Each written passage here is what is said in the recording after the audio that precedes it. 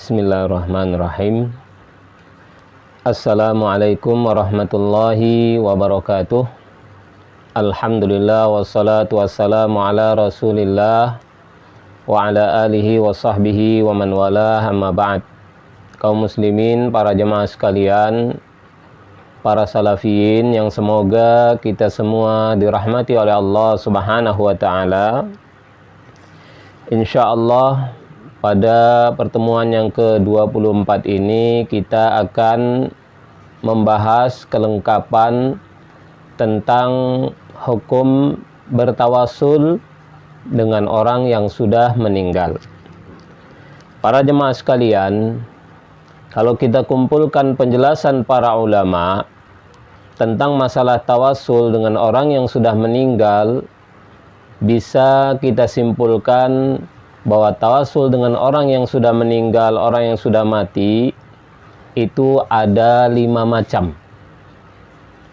Yang pertama, para jemaah, bertawasul dengan datang ke kuburan nabi atau kuburan wali, kuburan orang soleh, lalu meminta secara langsung ke wali tersebut, ke nabi tersebut yang sudah meninggal, minta perkara yang khusus hanya bagi Allah saja, seperti minta kesembuhan, minta agar dihilangkan petaka bencana langsung ke orang yang sudah meninggal.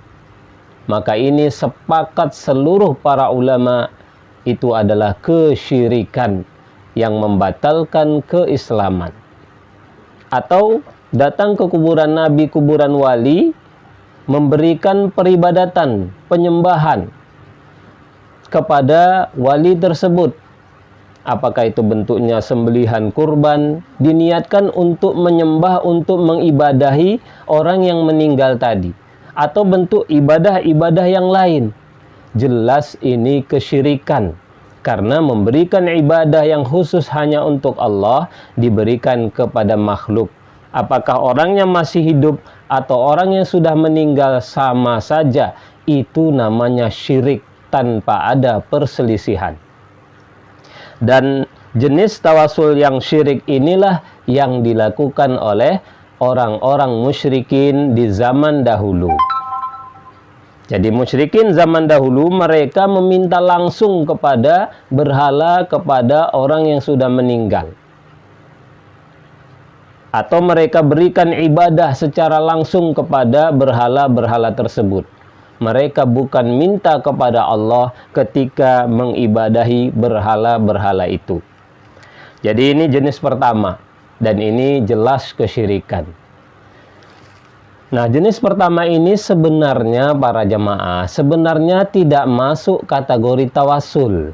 Karena tawasul itu menjadikan perantara. Kalau minta langsung, namanya tidak perantara. Itu menyembah namanya, tidak perantara. Namun sebagian ulama tetap mengkategorikan itu tawasul, karena musyrikin menganggap dengan itu mereka bisa ditolong Allah. Sehingga ini dikatakan tawasul yang syirik. Jadi tawasul yang syirik itu menyembah selain Allah, memberikan ibadah ke selain Allah, meyakini selain Allah, baik orang hidup atau orang mati, bisa melakukan, menyembuhkan, menghilangkan madorot dan semisalnya yang khusus bagi Allah. Jadi ini jelas, dan hanya jenis pertama ini saja tawasul yang syirik. Hanya ini saja para jemaah. Tawasul dengan cara mengibadahi orang mati, memberikan ibadah kepada orang mati. Dan tawasul jenis ini bisa dikatakan tidak ada umat Islam, khususnya di Indonesia ini, yang melakukan itu. Kalau mungkin ada 1-2, itu masalah lain. Secara umum tidak ada. Mereka minta ke Allah dengan perantara orang meninggal. Itu beda. Jenis yang kedua, yaitu datang ke kuburan wali, kemudian berdoa di samping kuburan itu. Tidak menyebut nama wali tadi sama sekali. Tidak menyebut nama Nabi tadi sama sekali. Hanya datang ke kuburan wali, kuburan Nabi untuk berdoa saja. dengan tujuan supaya doanya lebih mustajab. Maka ini masuk kategori bertabarruk. Dan tabarruk sudah kita bahas di kajian ke-23 secara lengkap. Memang ulama beda pendapat. Pendapat yang membolehkan adalah pendapat yang sangat kuat, juga pendapat Ahlus Sunnah Salafi. Jadi bertabarruk dengan apa saja yang terkait dengan orang soleh, benda-benda peninggalannya, bahkan kuburan atau rumahnya, itu dibolehkan. Karena memang semua yang terkait orang soleh penuh berkah. Oleh karena itu sahabat Abu Bakar, sahabat Umar, mereka minta dikubur di samping kuburan Nabi. Kenapa para jemaah? Karena kuburan Nabi itu penuh berkah. Dikubur di samping kuburan Nabi, mendapat juga keberkahannya. Masalahnya yang dikubur itu orang yang penuh berkah, sehingga dikubur di situ atau hal-hal yang terkait dengan orang yang ada di dalam itu, kuburan itu, maka juga banyak keberkahannya.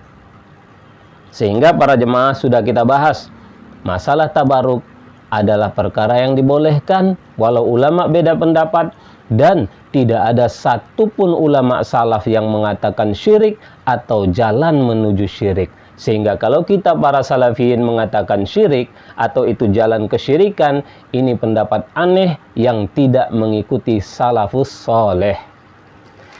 Yang ketiga, jenis yang ketiga adalah tawassul, datang ke kuburan wali, kemudian berdoa kepada Allah dengan menyebut kemuliaan, kedudukan orang soleh tersebut. Nah, ini yang banyak dilakukan oleh umat Islam. Berdoa kepada Allah, doanya kepada Allah. Tapi dengan disebut, ya Allah, dengan kemuliaan walimu ini, ya Allah, dengan nabimu ini, kemuliaan nabimu ini, yang engkau cintai, yang engkau muliakan, kabulkanlah doaku ya Allah. Dengan menyebut orang yang Allah cintai, yang Allah sukai. Maka secara definisi sama sekali ini tidak syirik, karena tidak ada penandingan di situ. Bukan menandingi Allah, tapi menyebut orang yang Allah suka. Sama seperti menyebut amal soleh. Amal soleh kan Allah suka. Kalau kita sebut-sebut, sama sekali tidak ada hubungannya dengan kesyirikan. Apa dalilnya? Dalilnya adalah hadis riwayat At-Tabrani. Hadis sahih riwayat At-Tabrani. Hadisnya panjang. Kita ringkas saja, yaitu datang, ini dari sahabat Utsman bin Hunayf. Ada seorang sahabat buta, matanya rabun, tidak bisa melihat. Datang ke Nabi, kemudian minta didoakan oleh Nabi Sallallahu Alaihi Wasallam. Namun apa yang terjadi? Nabi tidak mendoakan sahabat tersebut. Ingat, catat para jemaah, kalau kita baca secara lengkap, Nabi tidak mendoakan. Akan tetapi Nabi mengajarkan sahabat ini yang lebih baik dari didoakan. Yaitu apa? Doa sendiri dengan bertawasul. Yaitu kata Nabi, i'til midha'ata fatawadda thumma sholli rak'ataini thumma qul. Kata Nabi ke sahabat yang buta tadi, datanglah engkau ke tempat wudu, berwudu, lalu sholat 2 rakaat, setelah itu berdoa. Ucapkan dalam doamu, Allahumma inni as'aluka wa atawajjahu ilaika binabiyyika Muhammadin nabiyir rahmah, dan seterusnya. Baca dalam doamu, ya Allah, aku mohon kepadamu, aku menghadap kepadamu dengan nabimu Muhammad, Nabi Rahmat Sallallahu Alaihi Wasallam. Jadi sahabat tadi diajarkan langsung oleh Nabi. Doa sendiri, terus baca dalam doamu, ya Allah, aku mohon kepadamu dengan kemuliaan nabimu, dengan keberkahan nabimu, dengan menyebut nama nabimu, disebut orang yang Allah cintai, yaitu Nabi. Itu doa mustajab malahan para jemaah. Berdoa ke Allah dengan menyebut kemuliaan, kedudukan orang soleh. Nabi yang mengajarkan itu. Walau memang hadis ini ada perbedaan pendapat di kalangan ulama. Kebanyakan ulama salafi belakangan mengatakan maksud aku menghadap kepadamu ya Allah dengan nabimu, maksudnya dengan doa nabimu. Banyak ulama salafi begitu memahaminya. Namun pemahaman ulama lain tidak seperti itu para ustadz, para jemaah. Dan pendapat yang tidak seperti itu lebih kuat. Kenapa? Di dalam lafadz hadis sama sekali tidak disebutkan doa. Bidu'ai nabika, tidak ada. Itu pertama. Yang kedua, Nabi tidak mendoakan.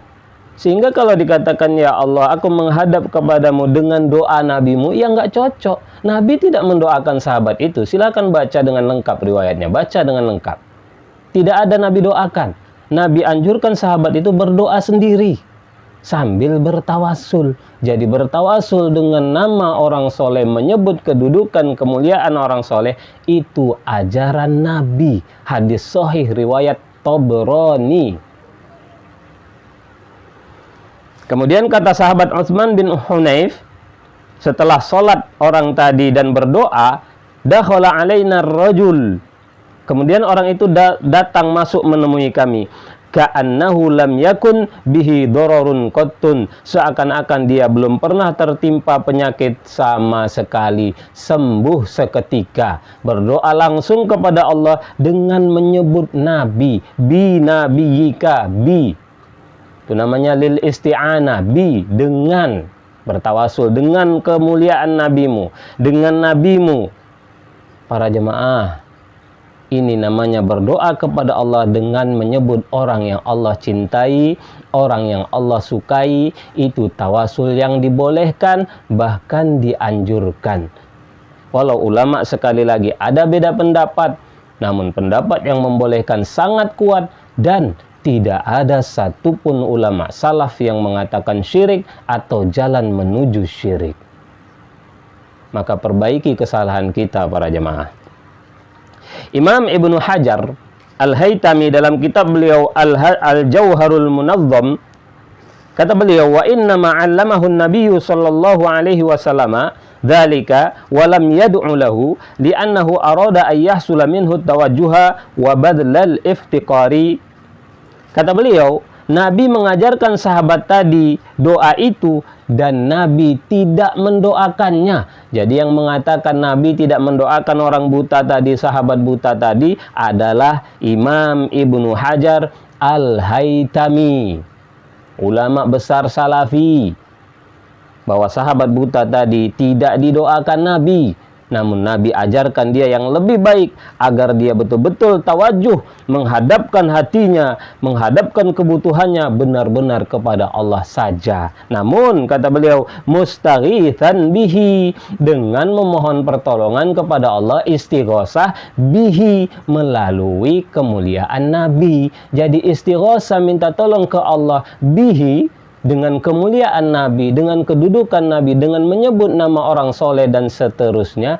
Itu ajaran Nabi para jemaah, ajaran Nabi. Hadis sahih riwayat At-Tabrani. Itu jenis tawasul yang ketiga.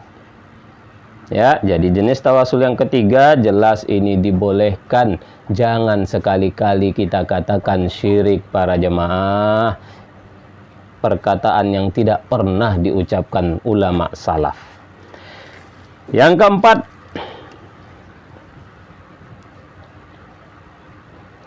ya'ti qabran, atau seorang mendatangi kuburan wali, kuburan nabi atau wali, orang yang dianggap soleh yang lain, kemudian berdoa kepada Allah dengan cara memanggil atau menyebut nama orang soleh. Jadi ini mirip dengan yang ketiga para jemaah. Kalau yang ketiga langsung minta ke Allah, ya Allah, dengan kemuliaan wali ini, wali itu, manggilnya ke Allah. Dalilnya jelas, hadis riwayat Tabrani.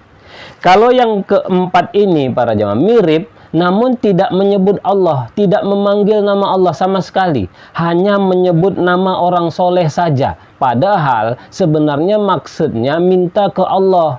namun hanya mencukupkan menyebut nama orang soleh saja.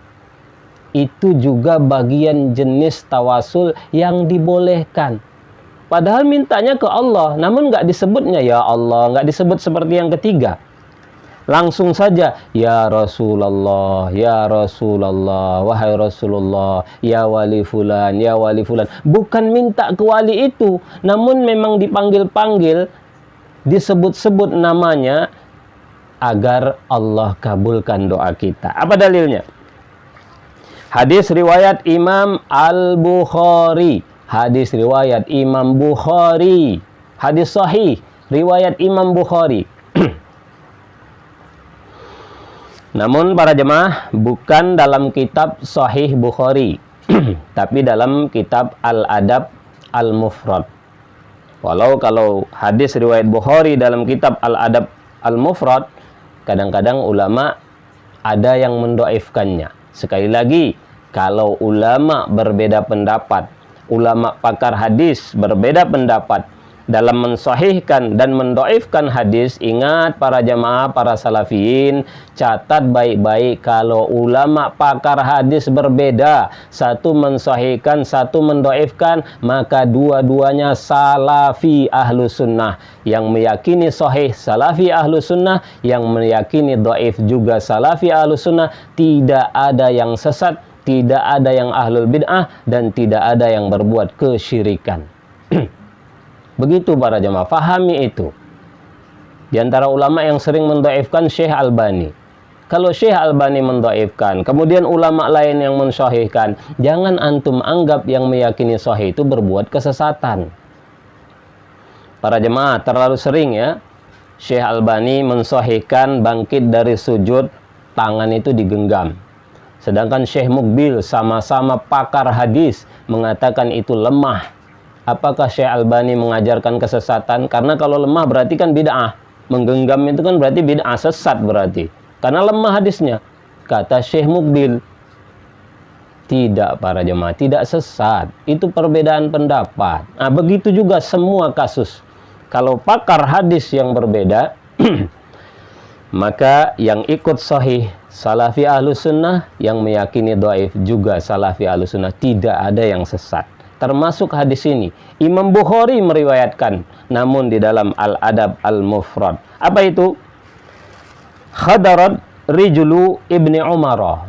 Pernah suatu hari kaki sahabat Ibnu Umar itu sakit, stroke tiba-tiba, mati rasa. Faqala lahu rajulun udhkur ahabban nasi ilaika. Maka seorang teman beliau berkata kepada beliau, ucapkanlah, sebutkanlah orang yang paling engkau cintai. Faqala Muhammad. Maka langsung sahabat Ibnu Umar mengatakan, dalam keadaan sakit, tidak mengatakan ya Allah, enggak. Sakit kakinya, stroke tiba-tiba, Muhammad. Yang dipanggil nama Nabi Muhammad. Di lafaz lain pakai ya Muhammad. Jadi ketika kaki sahabat Ibnu Umar sakit, yang diucapkan ya Muhammad. Apakah itu syirik para jemaah? Apakah itu minta ke Nabi? Tidak. Itu bagian jenis tawasul. Minta ke Allah tapi kalimatnya dengan panggilan. Ya Muhammad, ya Muhammad. Itu bukan syirik.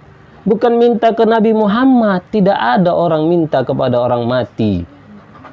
Karena yakin yang memberi itu hanya Allah. Namun itu bagian bentuk tawasulnya, disebut orang mulia. Hadisnya dibawakan oleh Imam Al-Bukhari. Dan Imam Al-Bukhari memahami dari hadis ini, kata beliau, babu ma yaqulur rajulu idza khadarat rijluhu. Ini menunjukkan bab apa yang sebaiknya diucapkan seseorang jika kakinya sakit, kakinya stroke.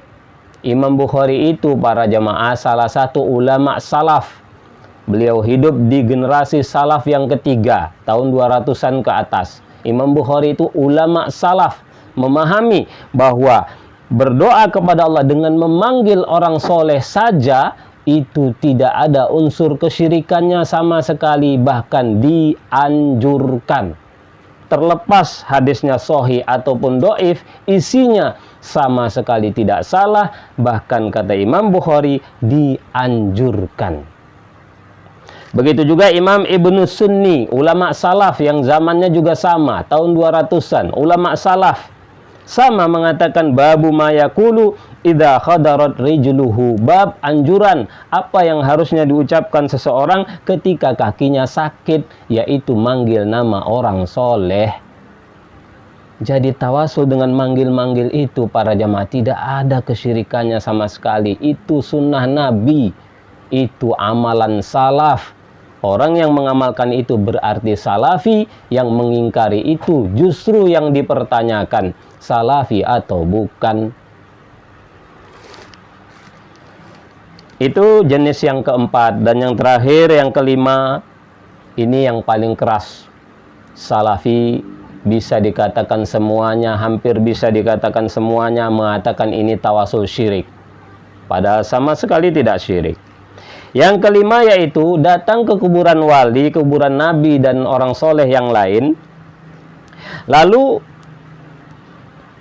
berdoa memohon, tapi memohonnya dengan mengatakan wahai nabi, wahai syekh, wahai wali, tolong sampaikan kepada Allah. Jadi seakan-akan orang soleh yang sudah meninggal itu hidup, seakan-akan seperti ngomong sama orang hidup, wahai syekh, tolong sampaikan kepada Allah, kami sudah berdoa, namun tolong bantu doakan kami, sampaikan kepada Allah.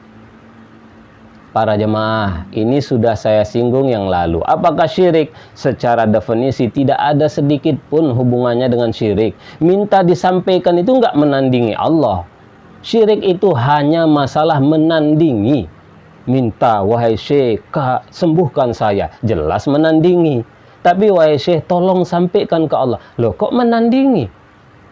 Kalaulah itu menandingi itu syirik, berarti minta ke orang hidup agar didoakan juga syirik. Kalaulah itu menandingi, berarti sama. Wahai syekh, wahai nabi, masih hidup, doakan saya. Berarti sahabat-sahabat tadi syirik semua. Bodoh sekali kita mengatakan itu syirik. Minta disampaikan itu nggak ada sedikit pun kaitannya dengan syirik para jemaah. Syirik itu hanya menandingi Allah, memberikan yang khusus bagi Allah kepada makhluk. Itu kalau tidak berarti tidak syirik. Maka ini tidak ada kesyirikan di dalamnya sama sekali. Apa dalilnya? Hadis riwayat Imam Ibnu Abi Syaibah an Malikin, dari Malik. Malik ini asistennya sahabat Umar Ibnul Khattab, khazin, penjaga perbendaharaan. Qala asaban nasu qahtun fi zamani Umar. Pada zaman Umar terjadi paceklik menimpa manusia. Faja'a rajulun ila qabrin Nabi sallallahu alaihi wasallam. Maka kemudian ada seorang laki-laki mendatangi kubur Nabi. Faqala ya Rasulullah, lalu laki-laki itu berkata, wahai Rasulullah. Hadis sahih riwayat Ibnu Abi Syaibah. Di zaman Umar ketika paceklik, Umar sendiri tidak datang ke kuburan Nabi, namun ada yang datang ke kuburan Nabi lalu ngomong sama Nabi, wahai Rasulullah, istasqi li ummatika fa innahum qad halaku, mintakanlah hujan untuk umatmu wahai Rasulullah, mereka telah binasa celaka. Paceklik, minta Nabi yang sudah meninggal mendoakan. Kemudian orang itu pun tidur bermimpi, lalu dikatakan i'ti Umar, datanglah kepada Umar, faqri'hu salam, kemudian sampaikan salam kepadanya, wa akhbirhu annakum masqiyun, beritahu Umar bahwa kalian akan diberi hujan. Riwayat Ibnu Abi Syaibah. Hadis ini disahihkan oleh Imam Ibnu Hajar dalam Fathul Bari. Kata beliau, bi isnadin sahih, dengan sanad yang sahih. Kemudian Imam Ibnu Katsir dalam Al-Bidayah wan Nihayah ketika menjelaskan hadis tadi juga mengatakan wahada isnadun sahih. Ulama-ulama pakar hadis mensahihkan para ustadz, para jamaah. Namun Syekh Albani mendhaifkan. Yang lebih berilmu, lebih pakar, lebih mengerti tentang hadis mensahihkan. Yang lebih berilmu dibanding Syekh Albani mensahihkan. Syekh Albani mendhaifkan. Artinya para jemaah, ini perbedaan lagi. Kalau ulama pakar hadis beda mensahihkan, mendhaifkan, ikut Syekh Albani Salafi Ahlus Sunnah, ikut Imam Ibnu Hajar Ibnu Katsir Salafi Ahlus Sunnah. Tidak ada yang ahlul bid'ah dan tidak ada yang berbuat syirik.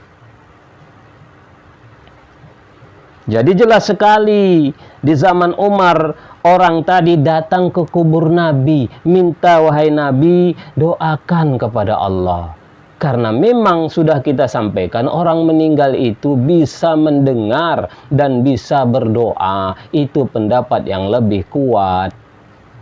Maka tidak ada sedikit pun unsur kesyirikan para jemaah. Walau ulama beda pendapat, sekali lagi, ada yang menganjurkan, ada yang tidak. Namun catat para salafiyin, para ustadz, tidak ada satupun ulama salafi mengatakan syirik, apalagi dan mengatakan jalan menuju syirik. Nggak ada. Para jemaah, kenapa kita katakan syirik? Jelas dalam jenis yang kelima ini, mayoritas ustadz salafi, ulama salafi mengatakan itu syirik. Jelas sekali, berulang kali disampaikan. Padahal bukan kesyirikan para jemaah. Tidak ada sedikit pun kaitannya dengan kesyirikan. Mintanya tuh ke Allah, namun minta disampaikan. Di mana letak syiriknya? Sama dengan orang hidup. Kalaulah itu syirik, berarti ke orang hidup pun syirik. Sama. Tolong Ustadz sampaikan, doakan saya ya. Apa itu syirik? Tidak. Meninggal Ustadz itu, ya nggak syirik juga. Cuma masalahnya dengar atau tidak. Sudah kita bahas. Bahkan Imam An-Nawawi dalam kitab beliau Al-Majmu' Syarhul Muhaddab, ketika membawakan kisah Al-Udbi, seorang ulama salaf di zaman tabi'ut tabi'in, Al-Udbi. Persis kejadiannya kayak riwayat Ibnu Abi Syaibah tadi. Datang orang Badui ke kuburan Nabi, minta, wahai Nabi, doakan saya agar diampuni dosa saya. Kemudian mimpi ulama tadi Al-Udbi mengatakan, datangi Badui itu, Allah telah mengampuni dosanya. Riwayat ini memang berselisih lagi ulama, tapi kata Imam An-Nawawi, wa min ahsani ma yaqul ma hakahul Mawardi wal Qadi Abu Thayyibi wa sairu ashabina anil Utbi mustahsinina lahu. Ulama besar salafi Imam Nawawi, para ustadz. Tidak usah ngaku salafi kalau ucapan Imam Nawawi antum campakkan begitu saja. Kata Imam An-Nawawi, di antara cerita yang paling baik, apa yang diceritakan oleh Imam Al-Mawardi, Qadi Abu Thayyib, dan semua ulama-ulama Syafi'i, ulama Salafi, madhab Syafi'i, semuanya menganggap baik. Apa itu? Cerita Al-Udbi, bahwa Badui doa di kubur Nabi, minta didoakan. Jadi minta didoakan oleh orang yang sudah meninggal itu masalah yang sangat baik. Kata siapa? Kata Imam An-Nawawi dan semua ulama salafi madhab Syafi'i. Antum mengatakan syirik. Ikut siapa antum Ustaz? Ikut siapa? Tidak ada satupun ulama salaf mengatakan minta didoakan orang meninggal itu syirik. Nggak ada. Kenapa kita katakan syirik? Sebagian pura-pura bodoh, mana ada salafi mengatakan itu syirik. Para jemaah, kita lihat di dalam kitab Kashfus Syubhat, ini kitab yang sangat sering diajarkan di pesantren-pesantren salafi dan dihafalkan. Kitab tipis, Kashfus Syubhat, Al-Usul Al-Thalathah, Kitabut Tauhid. Ini kitab Syekh Muhammad bin Abdul Wahab yang sering diajarkan. Dalam kitab Kashfus Syubhat berulang kali Syekh Muhammad bin Abdul Wahab mengatakan orang yang bertawasul seperti tadi musyrik. Berulang kali Syekh Muhammad bin Abdul Wahab. Silahkan cek kitab Kashfus Syubhat. Dan ini dipelajari di pesantren-pesantren salafi, dihafalkan. Saya lama mengajarkan kitab itu. Dikatakan musyrik orang bertawasul jenis kelima tadi, musyrik. Dan musyrik itu berarti kafir, sama para jemaah. Kalau dikatakan musyrik otomatis Syekh Utsaimin, Syekh Fauzan berulang kali mengatakan kullu musyrikin kafir. Setiap musyrik itu adalah kafir. Inilah yang menyebabkan kaum muslimin menuduh kita salafi suka mengkafirkan. Ya ini, mensyirikkan tawasul. Artinya mengkafirkan. Karena musyrik itu artinya kafir para jemaah. Sama itu. Nah, lebih tegas lagi, dalam kitab Al-Fawaqih Al-Udzab, langsung murid Syekh Muhammad bin Abdul Wahab, beliau lebih memperjelas apa maksud Syekh Muhammad bin Abdul Wahab, bahwa orang bertawasul jenis kelima tadi kafir, bahkan murtad. Menurut siapa? Murid Syekh Muhammad bin Abdul Wahab, Syekh Hamad bin Nasir Al-Ma'mar, ulama besar salafi, murid langsung Syekh Muhammad bin Abdul Wahab, Syekh Hamad bin Nasir Al-Ma'mar, dalam kitab beliau Al-Fawaqih Al-Udzab. Apa kata beliau? Faman ja'alal anbiya'a aw ghairahum. Ini agak saya ringkas, silahkan dibaca sendiri. Maka barang siapa menjadikan para nabi atau selain mereka para wali, wasaito yad'uhum, sebagai perantara yang mereka berdoa kepada mereka, wa yatawakkalu alaihim, bertawakal kepada mereka, wa yas'aluhum jalbal manafi, meminta kepada mereka wali-wali tadi agar memberikan kemanfaatan, wadaf al madari, menolak kemadaratan. Kalau sampai kalimat ini tidak salah, betul. Minta ke nabi, minta ke wali yang sudah meninggal, masa menolak madarat, memberi manfaat, jelas syirik. Namun para jemaah, kalimat berikutnya, apa kata Syekh Hamad bin Nasir? Bimakna, maksudnya, annal khalqa yas'alunahum wa hum yas'alunallah. Maksudnya makhluk meminta ke mereka wali-wali tadi, nabi-nabi tadi, kemudian mereka mintakan ke Allah, meminta agar disampaikan ke Allah. Jenis tawasul yang kelima. Itu maksud Syekh Hamad bin Nasir, dan itu juga maksud Syekh Muhammad bin Abdul Wahab dalam kitab Kashfus Syubhat. Jelas para jemaah, tawasul jenis kelima ini menurut Syekh Muhammad bin Abdul Wahab syirik, kekafiran. Dipertegas oleh murid beliau Syekh Hamad bin Nasir. Bahkan kata Syekh Hamad bin Nasir, kama annal wasaito indal muluki, seperti perantara-perantara di sisi raja, yas'alunal muluka hawaijan nasi liqurbihim minhum. Mereka minta ke raja itu kebutuhan-kebutuhan manusia karena mereka dekat ke raja itu. Wan nasu yas'alunahum adaban minhum ayyubashiru su'alal maliki. Sedangkan manusia minta ke perantara tadi sebagai bentuk adab. Mereka sungkan minta langsung ke raja. Atau ya, likaunihim aqraba ilal maliki, karena perantara itu lebih dekat ke raja. Jadi ada yang karena sungkan, ada yang karena si perantara kan lebih dekat, tentu lebih mudah dikabulkan si raja. Nah, kalau minta ke Allah seperti itu, Nabi kan lebih dekat. Kalau kita minta ke Nabi agar nyampaikan ke Allah, kan lebih mustajab. Jenis kelima, sekali lagi tawasul jenis kelima. Apa kata Syekh Hamad bin Nasir? Faman ja'alahum wasaito ala hadal wajhi, maka barang siapa menjadikan orang-orang meninggal tadi perantara seperti cara ini, minta disampaikan ke Allah, padahal tidak ada unsur syiriknya sama sekali, kata Syekh Hamad, fahuwa kafirun musyrikun halalul mali waddam, maka dia kafir musyrik, halal hartanya, halal darahnya.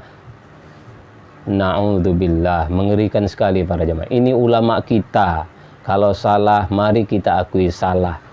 Imam madhab saja berani kita katakan salah. Tentu Syekh Muhammad bin Abdul Wahab, apalagi murid beliau, lebih ratusan kali lebih mungkin salah. Dan ini salah para jemaah. Tegas sekali beliau katakan kafir musyrik, halal darahnya, halal dibunuh. Mengerikan sekali para jemaah. Ini ulama besar salafi, Hamad bin Nasir Al-Ma'mar, murid Syekh Muhammad bin Abdul Wahab. Minta ke orang meninggal, wahai Nabi, sampaikanlah ke Allah. Kafir. Di mana kekafirannya para jemaah? Syirik, di mana kesyirikannya? Tidak ada menandingi Allah sama sekali. Minta disampaikan saja kok jadi syirik. Berarti minta ke orang yang hidup pun sama kafir juga berarti. Apa bedanya? Para jemaah, ini fakta. Dalam kitab Al-Fawaqih Al-Udzab, Dan juga dinukil dalam kitab Ad-Durar As-Saniyah. Para jemaah, banyak sekali. Ini fakta, memang Syekh Muhammad bin Abdul Wahab dan murid beliau mengajarkan bahwa tawasul yang banyak diamalkan umat Islam kekafiran. Sehingga jangan salahkan umat Islam, para jemaah, kalau kemudian benci atau marah, karena ini ajaran kita. Yang tidak syirik kita katakan syirik, bahkan kekafiran. Na'udzubillah. Jadi demikianlah para jemaah, semoga penjelasan yang agak panjang ini memberi manfaat. Bahwa tawasul ke orang mati ada 5 macam, hanya jenis pertama yang syirik, ada pun jenis kedua, ketiga, keempat, dan kelima sama sekali tidak syirik. Tidak ada satupun ulama salaf menjelaskan bahwa jenis kedua sampai jenis kelima syirik. Hanya ulama belakangan yang mengatakan syirik. Hanya perbedaan pendapat saja para jemaah. Mari berlapang dada, hentikan. Jangan lagi menuduh syirik, jangan lagi menuduh musyrik, apalagi kafir. Allahu a'lam bishawab. Semoga ini bermanfaat. Mudah-mudahan ini bermanfaat. Assalamualaikum warahmatullahi wabarakatuh.